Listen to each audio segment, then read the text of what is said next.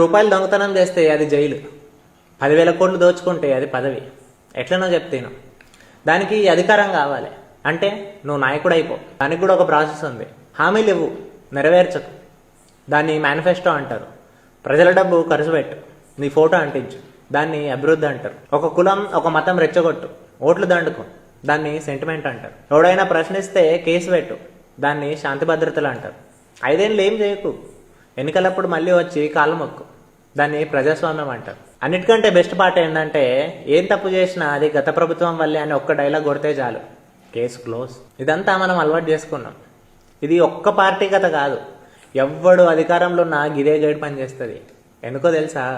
ఎందుకంటే మనం ప్రశ్నించడం మానేసాం. ఈ గైడ్లు ఉన్న ప్రతి రూలు మన మౌనం మీదనే నడుస్తూ ఉంటుంది.